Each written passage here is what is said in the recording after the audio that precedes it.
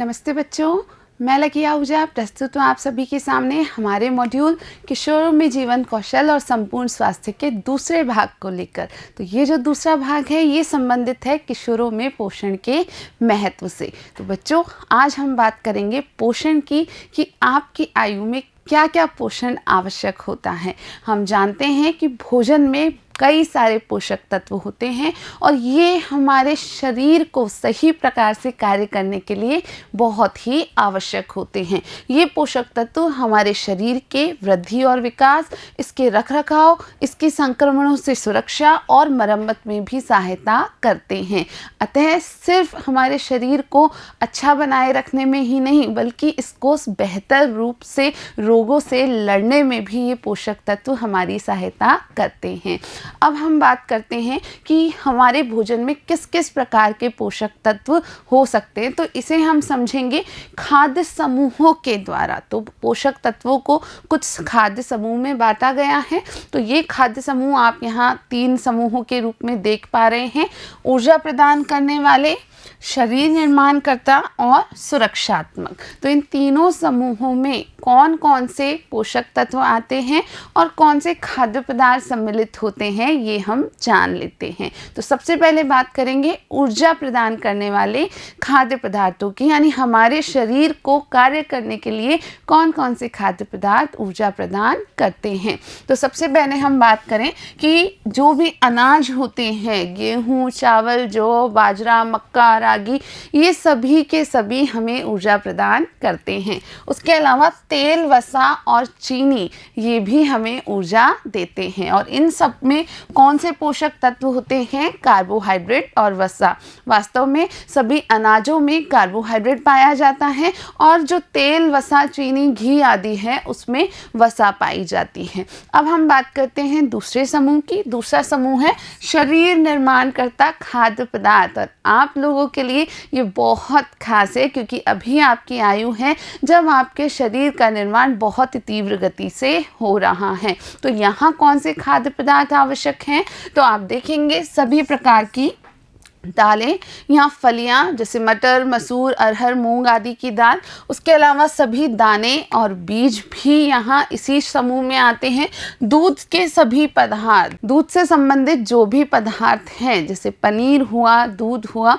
उसके अलावा मांस, मुर्गी, मछली ये भी हमारे शरीर निर्माण करता है। उसके अलावा अंडे भी शरीर निर्माण करता पदार्थ, या इसमें भी मुख्य पोषक तत्व होता है जो शरीर निर्माण करता है। और गहरे हरे पत्ते वाली सभी सब्जियां जैसे पालक, बथुआ, मेथी, चौलाई आदि। और इनमें जो पोषक तत्व है उसका नाम क्या है बच्चों? उसका नाम होता है प्रोटीन। तो इन सब से हमें प्रोटीन प्राप्त होता है। जो तीसरा समूह है वो कहलाते हैं सुरक्षात्मक खाद्य पदार्थ या प्रोटेक्टिव फूड कंपोनेंट्स। और इसमें क्या क्या शामिल है? इसमें शामिल है सभी रंग बिरंगे फल या पीले और नारंगी रंग के फल और सभी सब्जियां जो कि विटामिन ए से भरपूर हैं। कुछ उदाहरण हैं गाजर, पपीता, आम, कद्दू। इसके अलावा अन्य सब्जियां जैसे शिमला मिर्च, प्याज, भिंडी, बैंगन भी यहाँ सम्मिलित हैं। और कई सारे अन्य फल जैसे कि कीवी हो गया, संतरा, सेब, अमरूद, वो भी यहीं इसी समूह में सम्मिलित किए जाते हैं। और इनमें जो पोषक तत्व हैं उसे हम कहते हैं विटामिन और खनिज लवण। तो ये सभी हमारे भोजन में जब सम्मिलित होते हैं तो उस भोजन को हम संतुलित भोजन का नाम देते हैं। और ऐसा संतुलित भोजन ही वास्तव में हमें सदैव करना चाहिए। अब हमें जो भोजन करना चाहिए उसे हम इस रूप में समझ सकते हैं कि हमारा भोजन तिरंगा भोजन होना चाहिए। इसमें 3 अलग अलग रंग के पदार्थ होने चाहिए। जैसे हमारा राष्ट्रीय ध्वज तिरंगा है तो यहाँ भी वही 3 रंग हम देख रहे हैं। यहाँ हम देख रहे हैं नारंगी रंग को, यहाँ बीच में सफ़ेद रंग दिख रहा है और नीचे हमें दिख रहा है हरा रंग। तो पीले नारंगी फल भी हमारे भोजन में सम्मिलित होने चाहिए।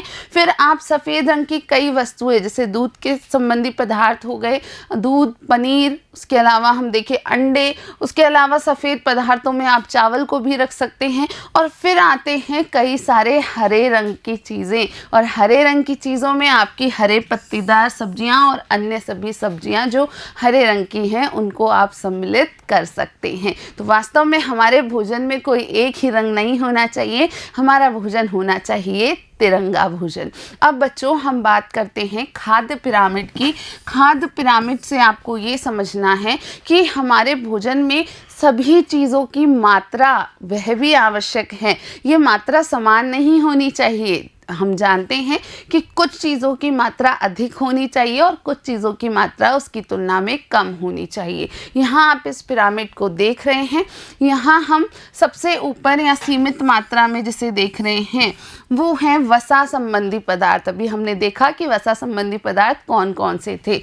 फिर आप यहाँ नीचे देख रहे हैं कुछ पदार्थ जैसे अंडा है, मांस है, ठीक है।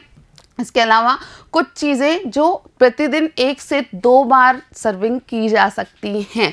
उसके बाद आप देखिए प्रतिदिन 3 से 5 बार की सर्विंग के बराबर हमें फल जो हैं, सब्जियां जो हैं उन्हें लेना चाहिए। और सबसे नीचे आप देख रहे हैं कार्बोहाइड्रेट संबंधी पदार्थ। आप यहाँ अनाज देख रहे हैं, रोटी देख रहे हैं, ब्रेड देख रहे हैं। तो ये सभी पदार्थों की मात्रा 6 से 11 सर्विंग के बराबर होनी चाहिए। यानी हमारे कुल भोजन में जो मात्रा है वो सबसे अधिक किसकी होगी?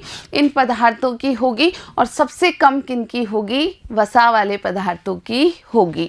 अब हम बच्चों बात करते हैं कि हमारा जो शरीर है इसकी विभिन्न गतिविधियों में पोषण का महत्व क्या है, कौन कौन से जो पोषक पदार्थ हैं वो हमारे शरीर के किस किस हिस्से के लिए आवश्यक है। तो सबसे पहले बात करते हैं विटामिन ए, सी, ई और जिंक। ये सभी ज़रूरी हैं हमारी नेत्र शक्ति के लिए, हमारी आँखों को अच्छा बनाए रखने के लिए। उसके बाद विटामिन बी कॉम्प्लेक्स, विटामिन के, ओमेगा 3 ये सभी आवश्यक है हमारे हृदय और रक्त की कार्यप्रणाली के लिए। उसके बाद आते हैं विटामिन बी कॉम्प्लेक्स, सी, डी, ई और ओमेगा 3 ये सभी हमारी मांसपेशियों को सुदृढ़ बनाए रखने के लिए आवश्यक है, मांसपेशियों की स्वस्थता के लिए आवश्यक है। फिर आप यहाँ देख रहे हैं विटामिन डी, K2, कैल्शियम और मैग्नीशियम ये ज़रूरी है हमारी हड्डियों की ताकत के लिए। फिर आ जाते हैं विटामिन B6, B12 और फॉलिक एसिड। ये किस लिए ज़रूरी है? ये ज़रूरी है हमारे प्रजनन स्वास्थ्य के लिए। उसके बाद आते हैं vitamin A, B1, B6, B12, C और D जो सभी हमारे पाचन स्वास्थ्य के लिए ज़रूरी हैं। और आप सबसे अंत में देख रहे हैं विटामिन B6, B12 और फॉलिक एसिड को जो कि हमारे मस्तिष्क और स्मरण शक्ति के लिए बहुत ही ज़्यादा आवश्यक होते हैं। अब बच्चों किशोरावस्था में जो पोषण संबंधी ज़रूरतें हैं उसकी तुलना में यदि आप कुपोषित रह जाते हैं, यानी जो सभी भोज्य पदार्थ हमने देखे उन सभी भोज्य पदार्थों या पोषक पदार्थों को आप संतुलित मात्रा में ग्रहण नहीं करते हैं और उसके बजाय आप ऐसे भोज्य पदार्थ खाते हैं जो आपको पोषण नहीं देते हैं, जैसे सभी कोल्ड ड्रिंक्स, चिप्स और फास्ट फूड जो हैं ये वास्तव में आपको कोई पोषक पदार्थ नहीं प्रदान करते हैं और आपके स्वास्थ्य को नकारात्मक रूप से प्रभावित करते हैं। तो यहाँ जैसे आप देख रहे हैं ये बच्चे कोल्ड ड्रिंक पी रहे हैं या चिप्स खा रहे हैं, तो ये जो पदार्थ हैं इनकी मात्रा हमारे संपूर्ण आहार में बहुत ही थोड़ी होनी चाहिए कि हाँ यदि कभी कभार आपका मन करे तो आप ले सकते हैं, क्योंकि ये हमारे स्वास्थ्य को बहुत ही ज़्यादा बुरी तरीके से प्रभावित करते हैं। तो हमें हमेशा पोषक पदार्थों को ध्यान में रखते हुए भोजन करना चाहिए।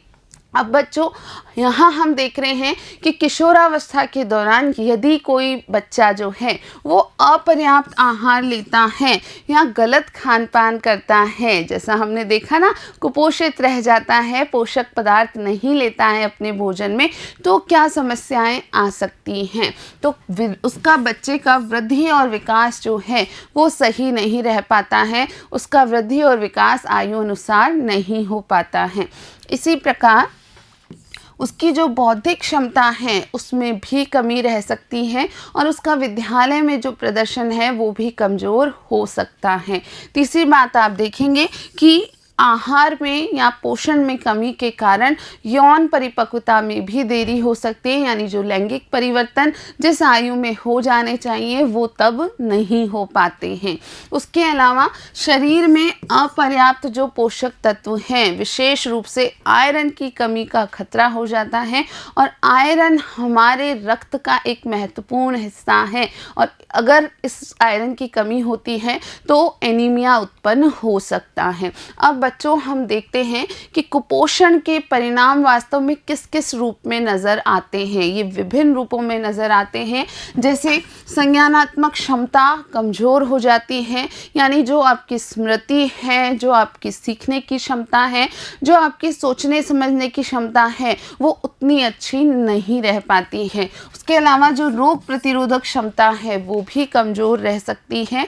इसके अलावा हड्डियां कमज़ोर हो जाती हैं, क्योंकि हमने देखा कि कुछ पोषक पदार्थ हमारी हड्डियों की मजबूती के लिए आवश्यक होते हैं। उसके अलावा विभिन्न भोजन विकार उत्पन्न हो जाते हैं, और इन भोजन विकारों में विशेषकर कुछ ऐसे विकार होते हैं कि या तो बच्चे कुछ भोजन करते ही नहीं हैं, या फिर ऐसा भोजन करते हैं जो कि बिल्कुल भी उनके स्वास्थ्य के अनुसार उचित नहीं होता है। उसके अलावा मोटापा भी एक समस्या के रूप में उत्पन्न हो सकता है, और हमारे देश में दिन ब दिन मोटापे की समस्या बढ़ती जा रही है, और इसका मुख्य कारण खान पान संबंधी समस्याएं ही होती हैं। उसके अलावा नाटापन यानी कि लंबाई का न बढ़ना भी एक परिणाम के रूप में नज़र आ सकता है। इसके साथ ही निर्बलता, यानी बच्चा बहुत कमज़ोर रह सकता है, उसका वृद्धि विकास बिल्कुल भी ना हो, ये भी संभव हो सकता है। गैर संचारी या पुराने रोग भी उत्पन्न हो सकते हैं, और साथ ही साथ खतरा हो सकता है एनीमिया का, जैसा कि मैंने आपको पहले बताया।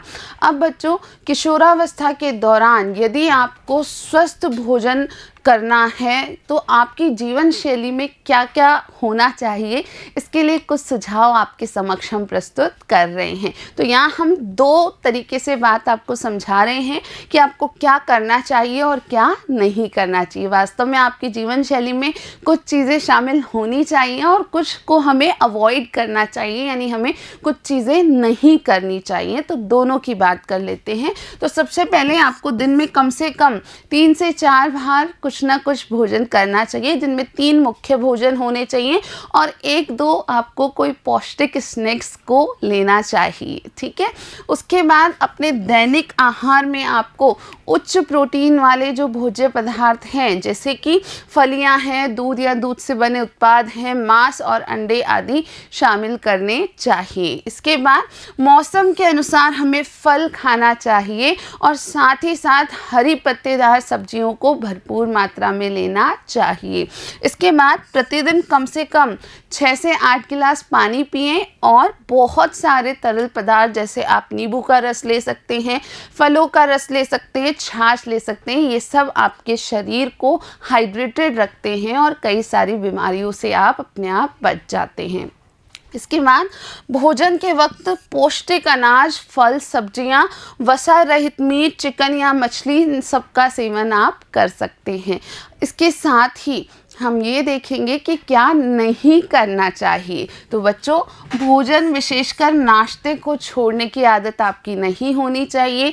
आपको सुबह उठते ही लगभग सुबह के 2 घंटे के भीतर ही कुछ ना कुछ अच्छा भोजन कर लेना चाहिए। आपको नाश्ता ज़रूर लेना चाहिए। उसके बाद fast food, ready to eat food, तला भुना खाना, नमकीन, पेस्ट्री, केक आदि जो पदार्थ हैं, विभिन्न बेकरी आइटम हैं, इनको आपको नहीं सेवन करना चाहिए। इनका सेवन आपको छोड़ देना चाहिए। उसके बाद खाना खाते समय टेलीविज़न देखने की जो आदत है उसे भी आपको जल्द से जल्द छोड़ देनी चाहिए।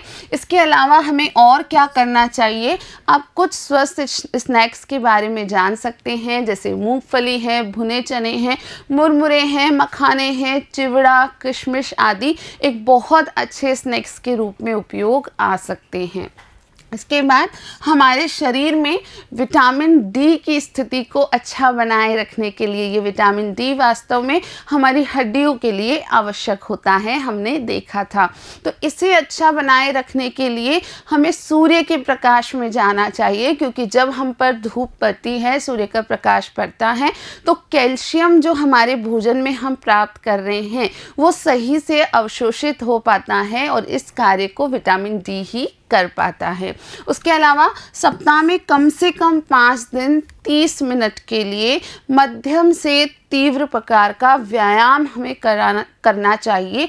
जैसे आप क्या कर सकते हैं, आप तेज़ गति से चल सकते हैं, आप साइकिल चला सकते हैं, आप नृत्य कर सकते हैं, आप तैराकी कर सकते हैं, आप बागवानी कर सकते हैं। उसके अलावा भोजन करने से पहले हमेशा अपने हाथों को साबुन और पानी से धोया जाना चाहिए। बच्चों, आप ये सारी की सारी बातें अवश्य याद रखेंगे, अपने भोजन संबंधी जो आदतें हैं और अपनी जीवन शैली है उसमें अवश्य परिवर्तन लेकर आएंगे।